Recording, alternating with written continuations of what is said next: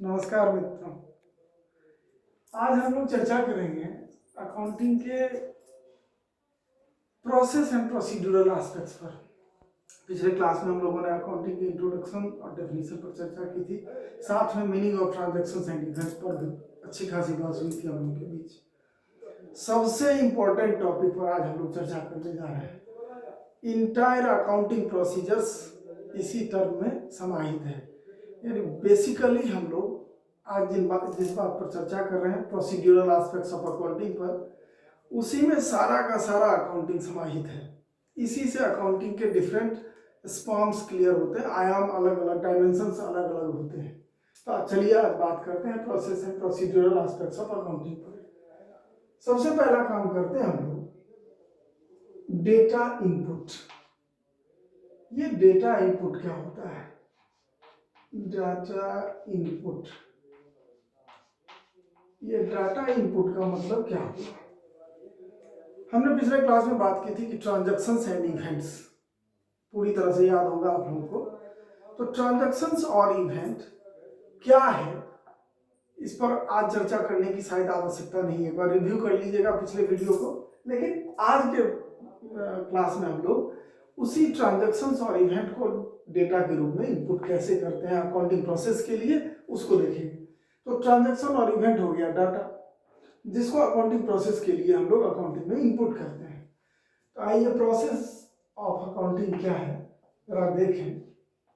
तो प्रोसेस के अंतर्गत आज हम लोग अकाउंटिंग के मूल जो 6 प्रोसेस हैं उसकी बात करेंगे। उसी 6 प्रोसेस में पूरा का पूरा अकाउंटिंग टर्म समाहित है। आइए देखते हैं क्या है ये। तो सबसे पहली बात, ट्रांजैक्शंस और इवेंट को रिकॉर्ड करेंगे। अब रिकॉर्डिंग के लिए क्या कंसेप्ट, कन्वेंशन और प्रिंसिपल्स को फॉलो किया जाएगा, ये तो बाद में चर्चा करेंगे। लेकिन फिलहाल हम लोग प्रोसेस में पहला प्रोसेस करेंगे रिकॉर्डिंग। जो ट्रांजैक्शंस और इवेंट है उसको रिकॉर्ड करेंगे। दूसरी बात, रिकॉर्डेड इंफॉर्मेशन को क्लासिफाई किया जाता है। तो सेकेंड प्रोसेस हो गया क्लासिफाइंग। दूसरा प्रोसेस होगा जो रिकॉर्डिंग के बाद होगा, वो क्लासिफाइंग। तीसरे प्रोसेस की बात करें हम लोग तो काफी इंपॉर्टेंट प्रोसेस है तीसरा, समराइजेशन। क्रोनोलॉजी यही रहेगा, recording, classification, then summarisation. Summarisation के बाद समराइज डेटा को एनालाइज किया जाता है। तो अगला प्रोसेस हो गया एनालिसिस। एनालिसिस के बाद हम लोग एनालाइज डेटा को इंटरप्रेट करेंगे। तो आइए देखते हैं हम लोग, अगला टर्म होगा हमारा इंटरप्रिटेशन। अकाउंटिंग का अगला प्रोसेस है इंटरप्रिटेशन। मूल प्रोसेस यही 5 हैं, लेकिन इंटरप्रेटेड इंफॉर्मेशन को जो आउटपुट के मोड में हो जाता है, फाइनेंशियल इंफॉर्मेशन के मोड में हो जाता है, उसको हमें अकाउंटिंग के यूजर्स को कम्युनिकेट करना होता है। इसलिए एक प्रोसेस कम्युनिकेशन के रूप में भी शामिल कर लेते हैं। तो कुल मिलाकर 6 प्रोसेस होता है। फाइनली इंटरप्रिटेशन कंक्लूजन है इसका, रिपोर्टिंग है इसका। उस रिपोर्ट को आगे हम यूजर्स तक पहुंचाएंगे, वो एक प्रोसेस के रूप में जुड़ेगा। तो इंटरप्रिटेशन से जो इंफॉर्मेशन क्लियर होता है उसको कहते हैं हम लोग आउटपुट, या यही इंफॉर्मेशन अकाउंटिंग का, यही इंफॉर्मेशन फाइनेंशियल इंफॉर्मेशन, वित्तीय सूचना के नाम से भी जाना जाता है। तो अब इस फाइनेंशियल इंफॉर्मेशन को हम लोग अगले प्रोसेस के रूप में कम्युनिकेट करेंगे, communicated to its user. Accounting diagrammatically इसमें क्लियर हो जाएगा कि क्या क्या स्टेप्स हमको फॉलो करने हैं। थोड़ा सा हम चाहेंगे कि रिव्यू कर लें। हम लोग चर्चा कर रहे हैं process and procedural aspects of accounting पर, जिसमें सबसे पहला काम है कि ट्रांजैक्शंस और इवेंट के रूप में डेटा को इनपुट करेंगे। उस इनपुटेड डेटा को अकाउंटिंग प्रोसेस के अंतर्गत सबसे पहले रिकॉर्ड करेंगे, जो बुक्स ऑफ अकाउंट्स हैं अपना उसमें रिकॉर्ड करेंगे। रिकॉर्डिंग के अंतर्गत क्या सब होगा, कैसे कैसे टर्म पर चर्चा करेंगे, ये आगे बात करेंगे हम लोग। फिर classification, then summarisation, then analysis, then interpretation. और इंटरप्रिटेशन से जो आउटपुट होगा, जो कंक्लूजन निकलेगा, वो एक रिपोर्ट के रूप में कम्युनिकेट किया जाएगा। किसको कम्युनिकेट किया जाएगा? तो जो इंटेंडेड पार्टीज हैं, जो जुड़े हुए पक्षकार हैं व्यवसाय से, जिनका व्यवसाय से किसी न किसी रूप में सरोकार है, उस पार्टी को, इंटेंडेड पार्टी को हम लोग कम्युनिकेट करेंगे। तो कम्युनिकेशन, और कम्युनिकेशन जिसको करते हैं उस इंटेंडेड पार्टी को हम लोग यूजर्स कह सकते हैं। और ये यूजर्स दो प्रकार के होते हैं, इंटरनल यूजर और external user. Internal user, internal user और एक्सटर्नल यूजर, उस पर भी चर्चा करेंगे कि कौन इंटरनल यूजर की हैसियत रखता है और कौन एक्सटर्नल यूजर की। डायग्रामेटिकली पूरा अकाउंटिंग सिस्टम इसी स्ट्रक्चर में समाहित है। अब बारी बारी से थोड़ी सी चर्चा करेंगे हम। सबसे पहले चर्चा करें कि ट्रांजैक्शंस और इवेंट को डेटा कैसे कहते हैं। तो आप सभी जानते हैं कि ये मॉनेटरी वैल्यू के मोड में होता है, इसी का अकाउंटिंग प्रोसेस करना है हमको। बाकी जो इन्फॉर्मेशन है, नॉन मॉनेटरी इन्फॉर्मेशन, उसी इन्फॉर्मेशन को हम लोग प्लानिंग के लिए, डिसीजन मेकिंग के लिए रख लेंगे, लेकिन उसका अकाउंटिंग में कोई स्टैब्लिश यूज नहीं है। अकाउंटिंग प्रोसेस के अंतर्गत उसका कोई यूज नहीं है। तो यूज है ट्रांजैक्शन और इवेंट का, उसको रिकॉर्ड करते हैं। रिकॉर्डिंग क्या है? रिकॉर्डिंग के अंतर्गत दो, अब हम चाहेंगे कि आप लोग बहुत सीरियसली मेरी बात को समझने का प्रयास करें। रिकॉर्डिंग के अंतर्गत दो ऑप्शन है। अब वैसे जो मॉडर्न अकाउंटिंग सिस्टम फॉलो किया जाता है कंसर्न्स के द्वारा, उसमें ट्रेडिशनल अप्रोच ऑफ अकाउंटिंग, जिसमें 5 कॉलम वाले जर्नल हम लोग प्रिपेयर करते थे, वो आउटडेटेड है। अब उसके जगह पर जर्नल के विकल्प के रूप में सब्सिडरी बुक्स मेंटेन किया जाता है, ताकि हम इनोवेटिव होते हैं, हर समय चाहते हैं कि ज़्यादा से ज़्यादा इंफॉर्मेशन इमीडिएट हमको अकाउंटिंग से मिले, ताकि डिसीजन लेने में, पॉलिसी बनाने में, शॉर्ट रन पॉलिसी बनाने में बेहतरी हो, सुविधा हो। तो हम सब्सिडरी बुक्स मेंटेन करते हैं, जिसके अंतर्गत कैश बुक और क्रेडिट बुक्स।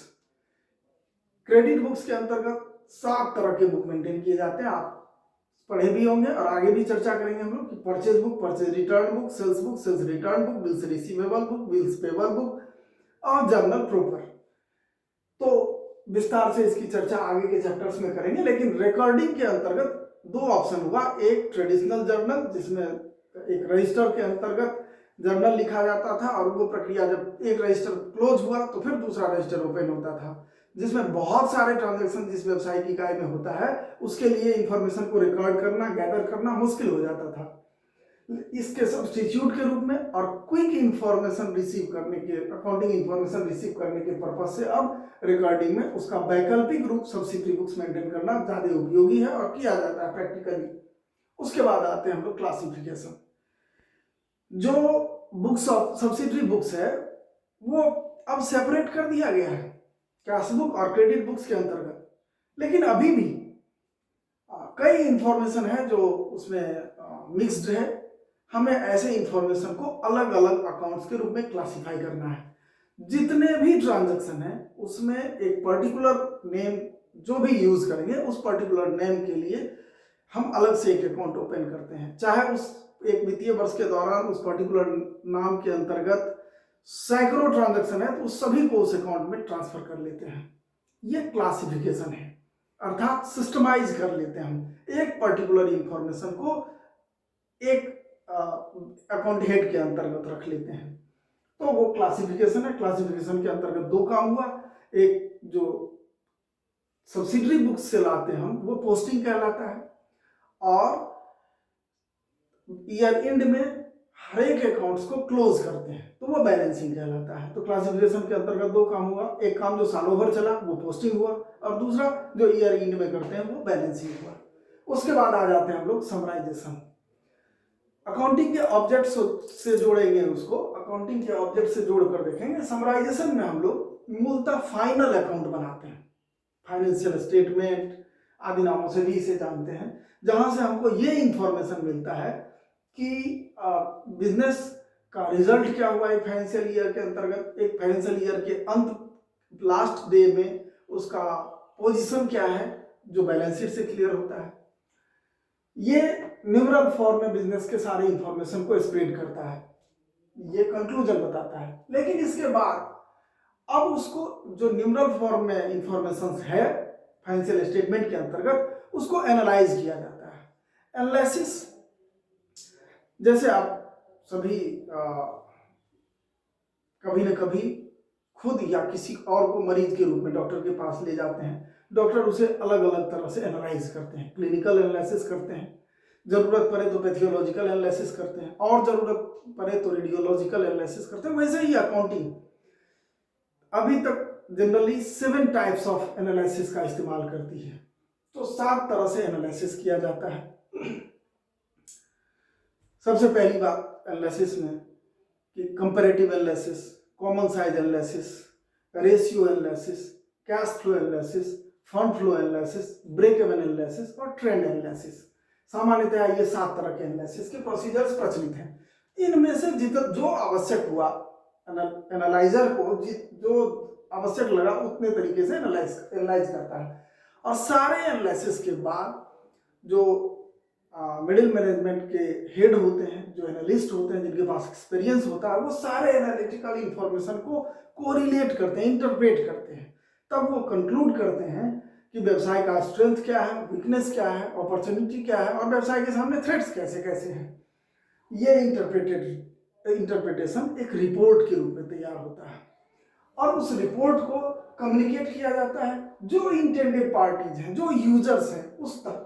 और यूजर्स 2 ही तरह के हुए, एक इंटरनल यूजर और एक एक्सटर्नल यूजर। इंटरनल यूजर और एक्सटर्नल यूजर को ऑथर्स या विद्वानों ने कई तरह से डिस्क्राइब किया है, लेकिन मोटी बात इसमें ध्यान में रखनी है, एकदम क्लियर समझ जाइएगा कि ऐसे पार्टी जो इस फाइनेंशियल इंफॉर्मेशन का इस्तेमाल व्यवसाय के हित में निर्णय के लिए करेंगे, वो इंटरनल यूजर है। जैसे ओनर है, जैसे पार्टनर है, चाहे बोर्ड ऑफ डायरेक्टर्स हैं, ये सभी फाइनेंशियल इंफॉर्मेशन का इस्तेमाल बिजनेस के हित में डिसीजन लेने के लिए करेंगे।